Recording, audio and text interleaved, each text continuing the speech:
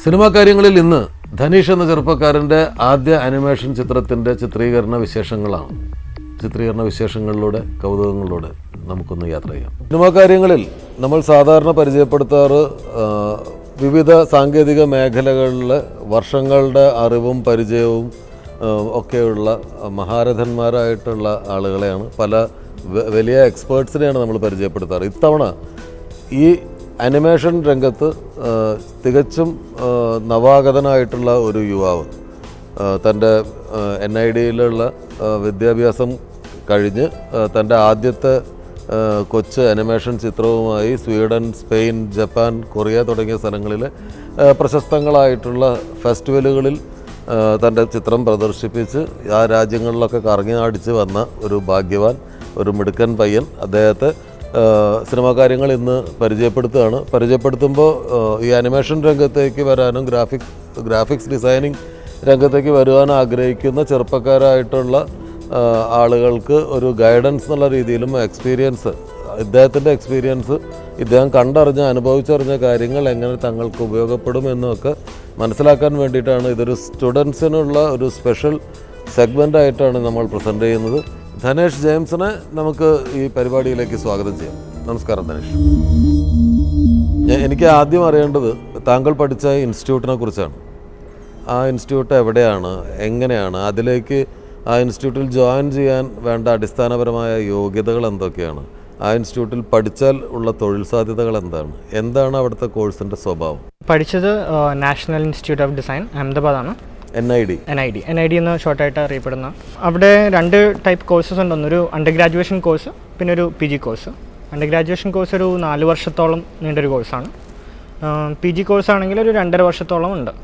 ഇതിൽ കൂടുതൽ ആനിമേറ്റേഴ്സിനേക്കാളും animation film ഡയറക്ടേഴ്സിനെയാണ് കൂടുതൽ ഇമ്പോർട്ടൻസ് കൊടുക്കുന്നത്. അതിന് വർഷത്തിലൊരിക്കൽ അതിനൊരു എൻട്രൻസ് എക്സാമിനേഷൻ ഉണ്ട്. ഒരു 2-3 ലെവലായിട്ട് അതിൻ്റെ ഫിൽറ്ററേഷൻ ഉണ്ട്.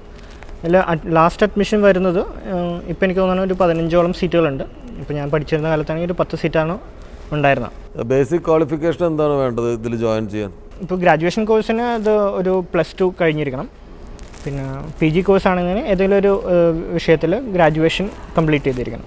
ഇന്ത്യയിൽ ഇപ്പോൾ ഇത് അഹമ്മദാബാദ് മാത്രമേ ഉള്ളൂ NID?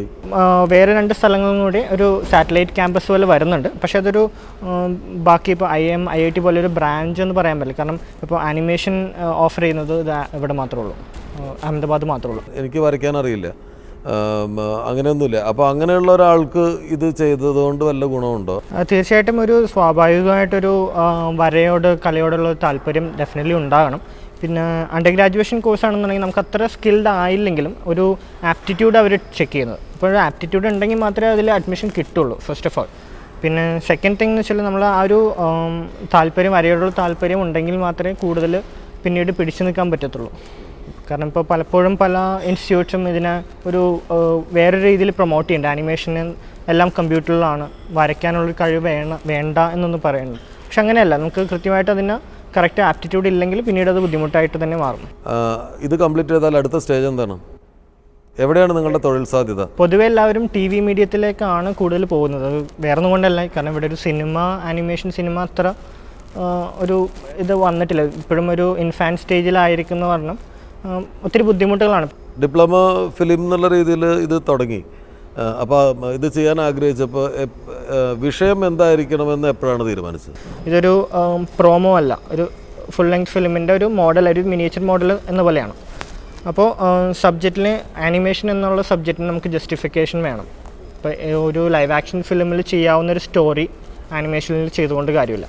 അപ്പോൾ അതുകൊണ്ട് തന്നെ ആനിമേഷന് ആപ്റ്റായിട്ടുള്ളൊരു സ്റ്റോറി കണ്ടെത്തണം എന്നുള്ളതുണ്ടായിരുന്നു. അതുകൊണ്ട് തന്നെയാണ് ഇതിനകത്ത് മൃഗങ്ങളും പക്ഷികൾ അങ്ങനെയുള്ള ക്യാരക്ടേഴ്സിനെ ഇൻക്ലൂഡ് ചെയ്യണമെന്ന് തോന്നിയതും. അപ്പോൾ അതിന് ആപ്റ്റായിട്ടുള്ളൊരു ചെറിയ സ്റ്റോറി എടുത്ത് പിന്നെ അത് വീണ്ടും അതിലേക്ക് മോൾഡ് ചെയ്തിട്ട് വീണ്ടും ഒരു സ്റ്റോറി ആക്കി കുക്ക് ചെയ്തെടുക്കുകയാണ് ചെയ്തത്. വിൽസൺ പെരേര എന്ന് പറയുന്ന താങ്കളുടെ സിനിമ കണ്ടപ്പോഴാണ്, അത് കഴിഞ്ഞ് താങ്കളായിട്ട് സംസാരിച്ചപ്പോഴാണ് അതിൽ സെറ്റുകൾ യൂസ് ചെയ്തിട്ടുണ്ട്, അതിൽ ക്യാമറ മൂവ്മെൻറ്റ്സ് യൂസ് ചെയ്തിട്ടുണ്ട് എന്നൊക്കെ ഞാൻ മനസ്സിലാക്കുന്നത്. അപ്പം അത് പലപ്പോഴും നമ്മുടെ പ്രേക്ഷകർക്ക് അറിയാൻ സാധ്യതയില്ലാത്തൊരു കാര്യമാണ്. ഏതെങ്കിലും ഒരു റിയൽ സെറ്റ് മനസ്സിൽ കണ്ടിട്ട് അതിനെ സ്കെയിൽ ചെയ്തിട്ടാണോ ചെറുതാക്കുന്നത്? ഒരു ക്യാരക്ടർ വിൽസൺ പെരേര എന്നുള്ളൊരു ക്യാരക്ടറിൻ്റെ ഒരു എക്കണോമിക്കൽ സ്റ്റാറ്റസ് നമ്മൾ അറിയാൻ വേണ്ടി അത് നാട്ടിൽ ചെന്നിട്ട് അങ്ങനെ ഒരു വീട് കണ്ടെത്തി അതിലൊരു സ്റ്റഡി നടത്തി അങ്ങനെ ചെയ്തിട്ടുണ്ട്. അപ്പോൾ നമുക്ക് ഒരിക്കലും പെട്ടെന്ന് ഫുൾ ഇമാജിനേറ്റീവായിട്ട് ചെയ്യാൻ പറ്റും. എന്നാലും കൂടുതലും അതിൻ്റെ ഒരു ജസ്റ്റിഫിക്കേഷന് വേണ്ടിയിട്ട് നമ്മൾ ഒരു വീട് പോയി സ്റ്റഡി ചെയ്തു, അതിൻ്റെ എക്കണോമിക്കൽ സ്റ്റാറ്റസ് അല്ലെങ്കിൽ അവിടുത്തെ ഉപയോഗിക്കുന്ന പ്രോപ്സ് എങ്ങനെയായിരിക്കും എന്നുള്ള കോൺഷ്യസ് ആയിട്ടുള്ള സ്റ്റഡി നടത്തിയിട്ടുണ്ട്. പക്ഷെ അത് ഡിറ്റോ അതിൻ്റെ കോപ്പിയാണെന്ന് പറയാൻ പറ്റത്തില്ല. ഇതിനുള്ള സെറ്റ് ഉണ്ടാക്കിയെന്ന് പറയുന്നത് ആ സെറ്റ് എന്ത് സൈസുള്ളതായിരുന്നു? അതിന് 2 സെറ്റുകളുണ്ട്. ഒരു എക്സ്റ്റീരിയർ സെറ്റ് ഉണ്ട്, ഒരു ഇൻറ്റീരിയർ സെറ്റ് ഉണ്ട്. എക്സ്റ്റീരിയർ സെറ്റ് കുറച്ച് നല്ല ലെങ്ത്തിലുള്ള സെറ്റായിരുന്നു, കാരണം വെച്ചാൽ അതിനൊരു പാൻ ഷോട്ട് മാത്രമേ അതിനകത്തുള്ളൂ. പിന്നെ ഇൻറ്റീരിയർ സെറ്റ് ആകുമ്പോൾ അതിനകത്ത് പല സൈഡിലും ക്യാമറ ആവശ്യമുണ്ട്. അപ്പോൾ അതിനൊരു 3 സൈഡഡ് സെറ്റായിരുന്നു. ഒരു ടേബിൾ ടോപ്പിലാണോ സെറ്റ്? ടേബിൾ ടോപ്പാണ്. ടേബിൾ ടോപ്പാണ്. വിൽസൺ പെരേര ഉപയോഗിക്കുന്ന ഫാനാണത്. ചെയർ. എനിക്കിതിൽ ഏറ്റവും ഇഷ്ടമായത് ഈ പത്രമാണ്. വിൽസൺ പെരേരയുടെ മേശപ്പുറത്ത് കിടക്കുന്ന പത്രമാണ് മനോരമ. എത്ര രസമായിട്ടാണ് അത് സ്കെയിൽ ചെയ്തിരിക്കുന്നത് കണ്ടത്. വിൽസൺ പെരേരയുടെ വീട്ടിലെ ലൈറ്റാണത്. എനിക്കിതിൽ ഏറ്റവും കൗതുകകരമായിട്ട് തോന്നിയ കാര്യം ഇതിൻ്റെ ഈ ലാംപ് ഷെയ്ഡ് എന്ന് പറയുന്ന സാധനം.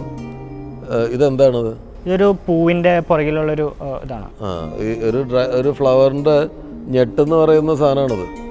ഇത്തരം കൊച്ചു കൊച്ചു കാര്യങ്ങൾ, ചെറിയ ചെറിയ പാത്രങ്ങൾ ഒക്കെ സ്കെയിൽ ചെയ്തിട്ട് വലിയ പാത്രമായിട്ടായിരിക്കും ചിലപ്പോൾ ഇത് സ്ക്രീനിൽ നിങ്ങൾ കാണുക.